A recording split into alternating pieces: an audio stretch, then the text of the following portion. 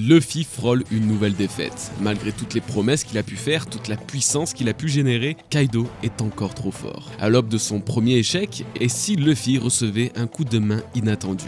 Une aide venue du sol, des habitants de Wano Kuni qui, grâce à leurs vœux les plus chers, parviendront à éveiller la véritable personnalité du plus grand sauveur du monde. Yo les bros, c'est Goji et bienvenue dans cette review du chapitre 1042 de One Piece que j'ai vraiment aimé, et ce même s'il ne confirme pas du tout mes théories, bien au contraire. Si vous voulez me soutenir comme d'habitude, laissez un like à cette vidéo si elle vous a plu et n'hésitez pas à vous abonner, vous avez été hyper réactifs dans les dernières vidéos chaque fois que je vous l'ai demandé, alors un immense merci à vous. Maintenant, plongeons au cœur de la guerre des empereurs. Cette review sera un petit peu déconstruite et ne suivra pas la chronologie du chapitre à la perfection, nous allons voir ensemble les principaux sujets et les analyser individuellement. Et ce sont les nouveaux modes alcoolisés de Kaido qui ouvriront le bal. En effet, dans ce chapitre, l'empereur nous dévoilera 3 nouveaux modes d'ivresse dans lesquels il va tomber et qui vont guider sa façon d'être et de combattre. Il y aura un mode charmeur dans lequel Kaido semble vouloir charmer Luffy, un mode voleur dans lequel il kidnappera Luffy dans sa gueule après s'être transformé en dragon, et finalement un mode tueur en série dans lequel une furieuse envie de tuer semble prendre le dessus. Vous l'aurez compris, Kaido passe par tous les comportements possibles et imaginables générés par l'alcool et l'état d'ivresse dans lequel il peut plonger. L'incompréhensible mode charmeur par exemple peut trouver une explication totalement rationnelle par le fait que l'alcool peut rendre amoureux en libérant de la dopamine, une substance créée et générée par le corps qui rend tout simplement heureux. Pareil pour le mode voleur, certaines personnes en état d'ivresse aiment voler et osent le faire simplement car l'alcool obscurcit la perception du danger et du risque, ce qui peut donc faire prendre de graves décisions à quiconque étant ivre. Le dernier mode tueur en est la preuve, de nombreux crimes se déroulent lorsque l'ivresse de l'alcool fait son effet, encore une fois à cause de ce sentiment d'invincibilité et de voler au-dessus de la loi. En gros, ne buvez pas, ça ne vous apportera rien de bon. Cependant, ce n'est pas pour vous faire une morale que je vous explique tout ça, mais bien pour justifier pourquoi Oda a pris de telles décisions avec Kaido dans ce chapitre. Il cherche tout simplement à le faire passer par toutes les étapes que nous-mêmes, humains, pouvons voir apparaître sous l'effet de l'alcool. Donc non, ne vous inquiétez pas, Kaido n'est pas vraiment intéressé par Luffy. Parmi ces modes, j'ai 2 choses à noter. Tout d'abord, Kaido nous montre lui aussi la capacité à voir dans le futur, tout comme le faisait Katakuri. Cependant, il semble lui falloir être alcoolisé pour pouvoir le faire, tout comme Katakuri devait être calme pour activer son haki. Ce dernier utilisait les donuts et le sucre comme force, Kaido lui c'est le saké et l'alcool en général. L'utilisation de cette forme du haki avancé nous montre justement une scène similaire qu'a pu nous proposer Katakuri. Kaido utilise sa forme dragon pour danser à travers les coups du Snake Man qui est, rappelons-le, le gear le plus rapide de Luffy. C'est donc intéressant de voir que la règle du haki de l'observation avancée s'applique à tout le monde et n'est pas qu'une bataille de celui qui verra le plus loin dans le futur. Au contraire, et même si Luffy en est capable, il n'est pas en mesure de l'utiliser tout le long du combat et il en est de même avec Kaido vraisemblablement. Parlons du mode le plus intéressant, le mode tueur. On peut noter que contrairement à tous les états d'ivresse dans lesquels Kaido a pu passer, ses yeux prennent pour la première fois une forme de spirale, exactement similaire à ceux de Big Mom lorsqu'elle est en mode hystérique. Big Mom ainsi que Zunesha et Im bien évidemment. Pour le coup, ça n'apporte rien de particulier si ce n'est que pour la première fois, il semble que Kaido soit devenu totalement fou et hors de contrôle. Sauf s'il perd ce mode dans le prochain chapitre, je pense que nous allons le voir sous une facette qu'on n'avait encore jamais vue, le rendant capable de tuer. Et justement, ça tombe bien pour lui car le chef du CP0 est venu interrompre son combat, déconcentrant Luffy et forçant ce dernier à subir un Murai Hake de plein fouet. On en reparlera un petit peu plus loin, mais la dernière fois que quelqu'un a interrompu Kaido dans son combat en leurrant son adversaire, c'était la vieille Higurashi. C'est elle qui lui a permis d'emporter la victoire sur Oden, c'est peut-être même la raison pour laquelle Kaido s'est autant mis à boire, et il a tout simplement tué en s'excusant auprès d'Oden. Donc s'interposer à nouveau dans le combat de Kaido, qui prenait apparemment un plaisir infini à combattre un homme pouvant lui tenir tête pendant son mode de tueur, je ne donne pas cher de la peau du boss du CP0, mais ça comme je l'ai dit, on en parlera en fin de vidéo. Pour clore cette partie sur Kaido et ses techniques de combat, eh bien ça semble officiel, il y a une autre forme hybride totalement différente de la première. Bien qu'elle soit un mélange de la forme humaine de Kaido et de sa forme Zoan, il semble que contrairement à la forme hybride originale, la nouvelle forme de Kaido tend un peu plus vers l'animal. En tout cas, c'est dans celle-ci qu'il semble avoir la meilleure vitesse, contrairement à la forme hybride dite normale, qui se focalise un peu plus sur la puissance. Ce sont les gears de Kaido finalement, sauf que lui il peut les conserver en quasi-permanence et passer de sa forme hybride full power à sa forme forme hybride Speed ou sa forme Dragon en l'espace de quelques secondes. Une maîtrise formidable de ses pouvoirs, à n'en pas douter. Je vais finir en notant que la scène de l'opening 24 de l'anime, dévoilée en début d'année montrant un faisceau laser du ciel de Wano Kuni, semble nous avoir spoilé ce chapitre puisque Kaido a reproduit avec une quasi-exactitude cette scène en utilisant son Borobresse. Certes, son rayon ne s'abat pas sur la capitale des fleurs comme ça a l'air d'être le cas dans l'opening, mais on s'y rapproche, et encore une fois, il est possible que l'anime ait ironiquement spoil le manga.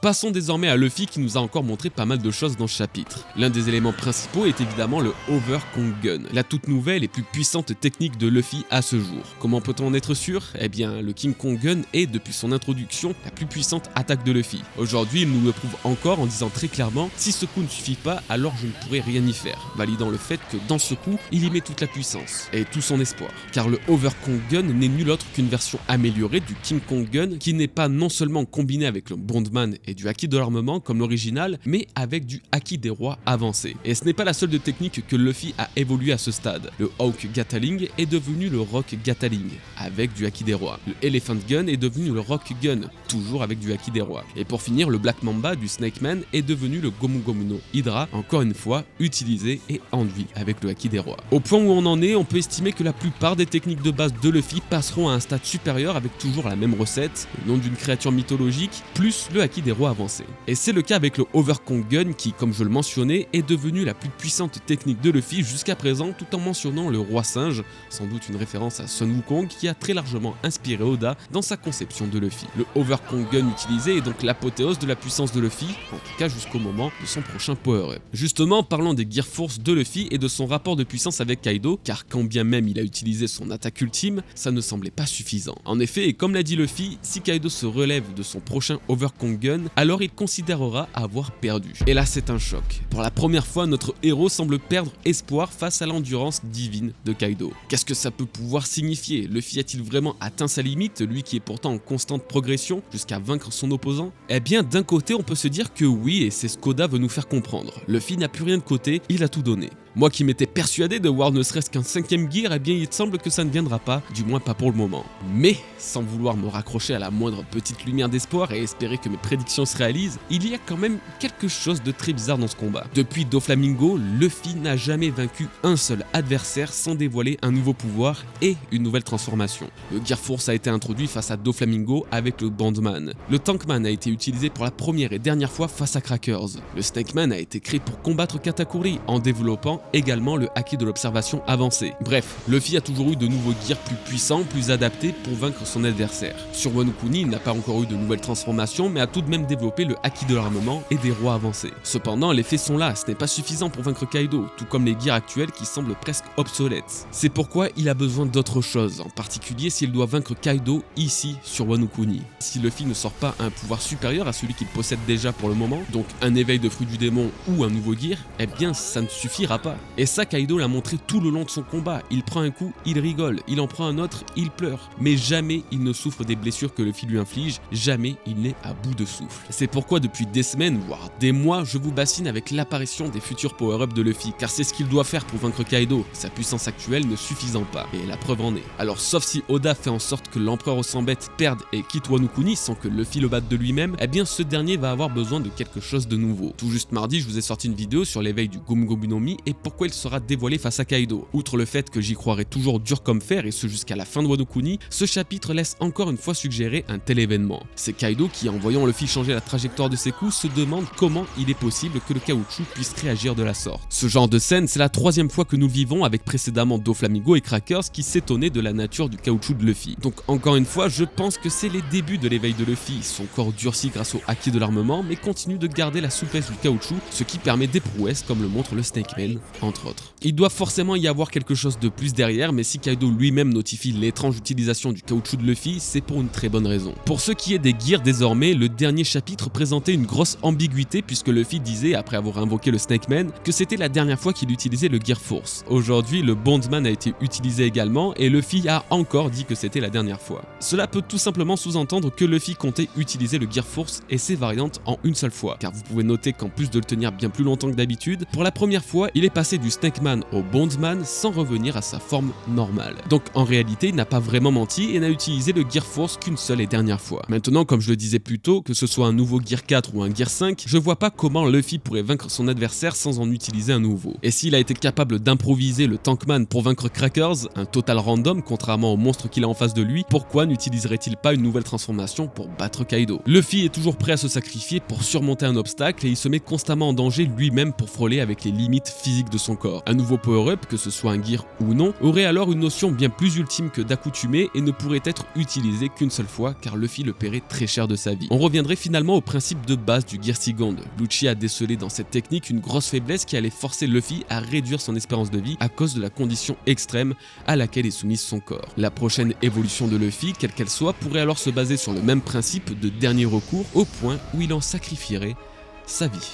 Et nous passons finalement à la toute dernière partie qui clôturera cette vidéo, l'intervention du CP0 et la nouvelle défaite de Luffy. Au tout début du chapitre, Drake a tant bien que mal tenté d'intercepter le boss. En vain, car ce dernier s'est retrouvé sur le toit d'Onigashima pour exécuter les ordres qu'on lui a donnés, profiter du combat de Kaido pour tuer Luffy. Et on peut dire que dans le Cypher Pole, ils n'ont peur de rien. Malgré le risque de la tâche qu'on lui a confiée, il n'a pas tardé et a même parfaitement suivi les ordres en aidant Kaido à vaincre Luffy. Sauf que, eh bien, la suite pour le CP0 ne sera pas tendre. Celui qui souffre le plus actuellement n'est peut-être pas Luffy, mais Kaido lui-même. Malgré l'ampleur et l'importance pour le monde de son combat contre Luffy, lui, il s'amusait. Il avait enfin trouvé quelqu'un à sa hauteur, à la hauteur d'Oden et de tous les autres qu'il respecte. Et ça, il le dit à plusieurs reprises.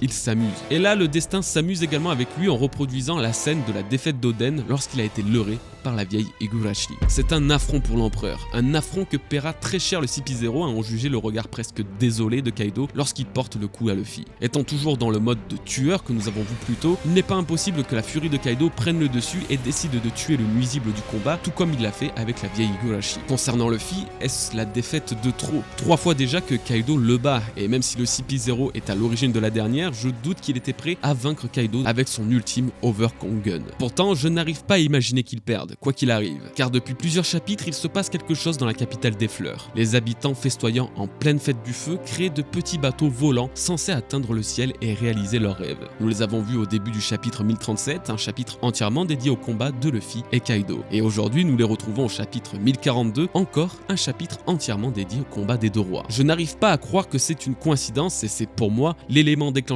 qui va permettre à Luffy de finir Kaido. En voyant les vœux inscrits de chacun sur ces petits bateaux volants ayant atteint Onigashima qui se trouve en hauteur, Luffy débloquerait en lui un pouvoir encore jamais vu. À la manière encore une fois de la fin d'Enies Lobby, lorsque l'apparition d'Usopp lui a redonné un second souffle de vie pour lui permettre de vaincre Lucci, ces bateaux en papier et les vœux qu'il porte atteindraient Luffy et lui donneraient la force suffisante pour vaincre son adversaire. C'est en voulant libérer Wano Kuni de l'entrave de Kaido et de son équipage, en libérant le peuple de ses chaînes, que Luffy dévoilerait la vraie nature et puissance de Nika, la divinité libératrice des tourments. Tous ceux ayant écrit leurs vœux de liberté les verront se réaliser sans se douter un seul instant que c'est justement grâce à eux si le démon a pu être vaincu et leur nation être sauvée.